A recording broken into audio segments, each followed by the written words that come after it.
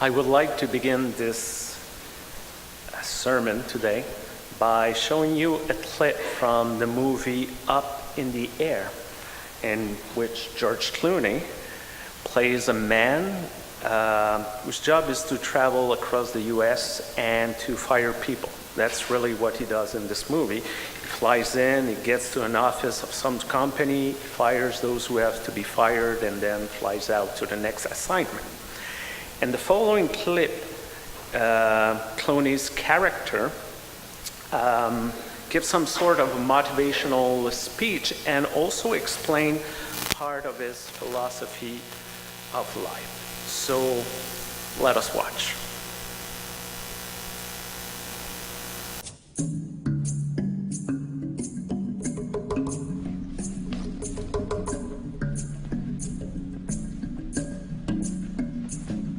How much does your life weigh? Imagine for a second that you're carrying a backpack.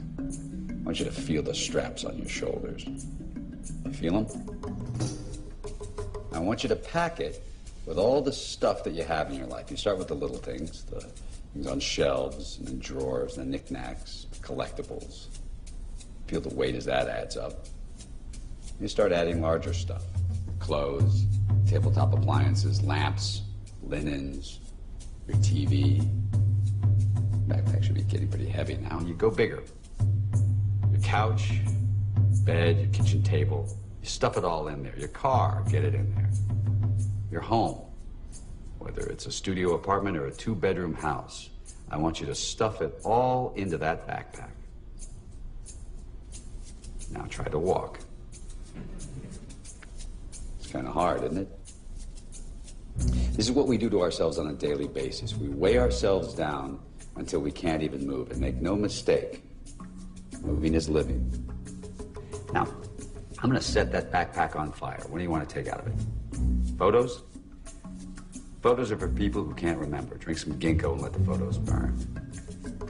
In fact, let everything burn and imagine waking up tomorrow with nothing. It's kind of exhilarating, isn't it? Since its beginning, Christianity has an ambiguous relationship with earthly possession, money, wealth. From what we can read in the Gospel, Jesus and his disciples did not have much. In fact, they were very poor. And at the end of the 4th century, the famous theologian John Chrysostom advocated for a life of complete renunciation of earthly riches. And maybe you have heard of Francis of Assisi, who lived during the Middle Ages. Assisi, who sold all his possession to give his money to the poor. In the mid-20th century, Latin America gave us liberation theology that claims God's preferential attitude for the poor, the oppressed, and the destitute of this world. So, without a surprise, most of the people in our pew today see money as something dirty, or maybe the cause of many evils in our broken world, or a topic that we should not really address in a congregation until the roofs start to leak. Oh, then when this happened, we surely love those rich people in their deep pocket. Thank God, and we're so grateful that they did not follow Jesus' advice. They did not sell all of our possession and give it away to follow Jesus. Thank God for their money. Such an ambiguous relationship. Well, today's reading from the Gospel according to Mark is perceived as one of the reasons for a difficult relationship in our church when it comes to money. The text begins with a young man who comes to Jesus, and he probably have heard that the great rabbi was coming to town, and he runs and kneels in front of Jesus, and the young man asks him, "What must I do to inherit eternal life?" And just to be clear, in this specific context of this story, eternal life does not refer to another life after death in some sort of heaven out there. In this story, it means something like a meaningful life in this world, a life of quality, a life that is different from the reality that surrounds us. This is the kind of life, this is the kind of experience this young man was looking for. And to this very legitimate question, Jesus' answer is quite simple. You know the commandments. You shall not murder, you shall not commit adultery, you shall not steal, you shall not bear false witness, you shall not defraud, honor your father, honor your mother. Basically, Jesus quotes some of the most important law of Moses found in the book of Exodus and Deuteronomy. And at this point, the young man was probably very happy. No problem, Jesus, he answers, I followed God's commandments since my youth. I obey every Jewish law and live as an honorable citizen. Been there, done that, check. Great, says Jesus. You lack only one thing to inherit eternal life. Just a small, teeny, weeny thing is missing. Go sell everything that you own. Give it to the poor. And then come back and follow me. Wow. Everything. Like, everything? Yes, everything. You know what, Jesus? I think I hear my mother calling me for dinner. Bye. There's an expression in French that can be translated as everybody is for virtue as long as it costs nothing. How many times have we heard people saying that our churches ought to do this or that to reach out to a young family, attract new members, or remain relevant to our society? However, usually when we ask the same people if they would consider to be involved, join a committee, volunteer a few hours each month, or give some money, too many answer, no, not me, I cannot do this, I don't have time. Some refuse because the church is too far, others claim they are already too busy, they're not sure their money will be spent appropriately, they don't want to sacrifice some cherished aspect of their lives, and so on. In the case of today's story, the young man refused to follow Jesus, not necessarily because he has money,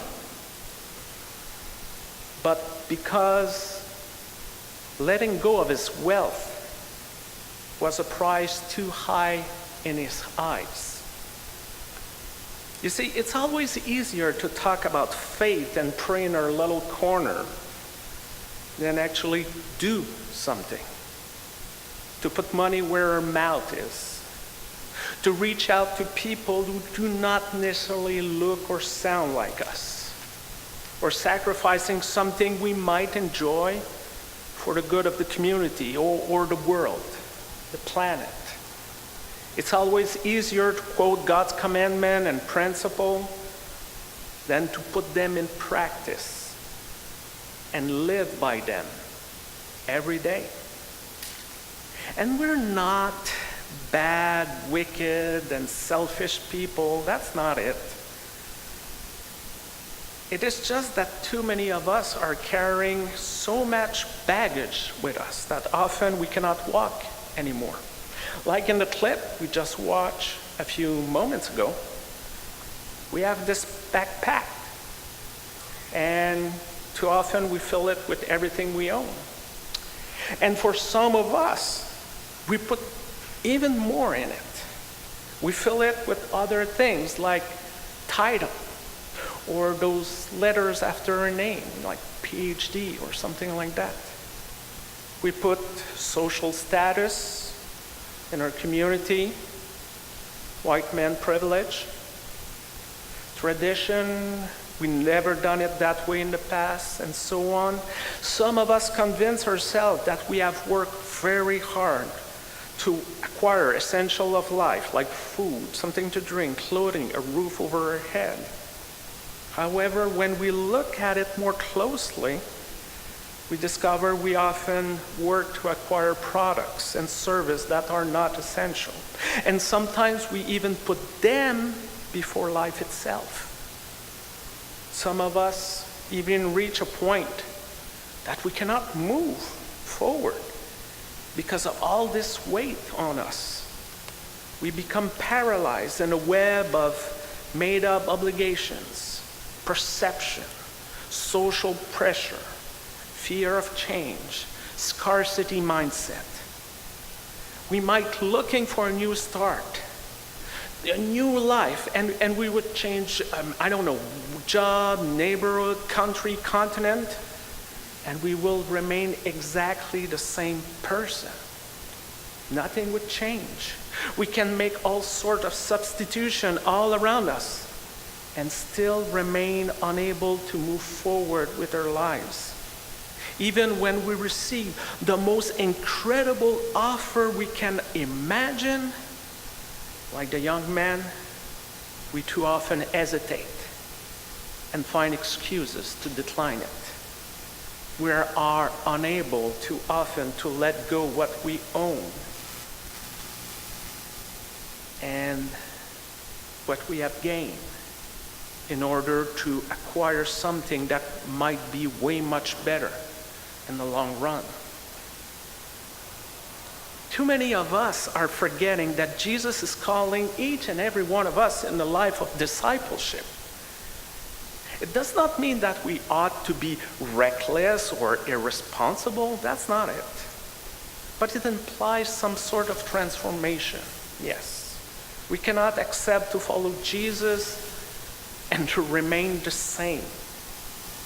It changes us. It invites us to look at the world from a different angle.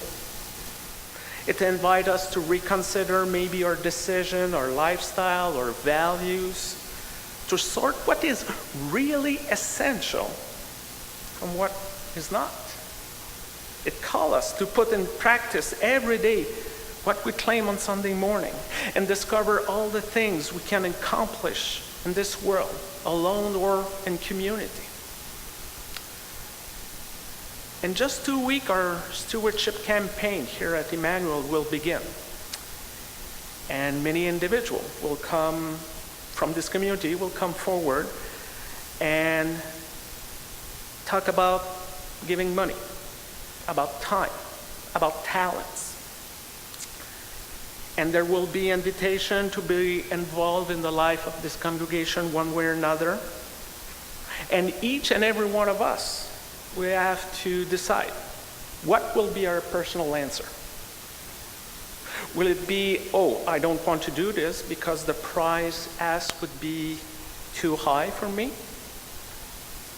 Or will we take the risk of maybe making some space in our lives by maybe letting go some of the clutter we are carrying with us for a while? Will we dare to say yes to an unexpected invitation to serve? Will we seize the opportunity to explore what the concept of eternal life might mean for us? What will be our answers? Amen.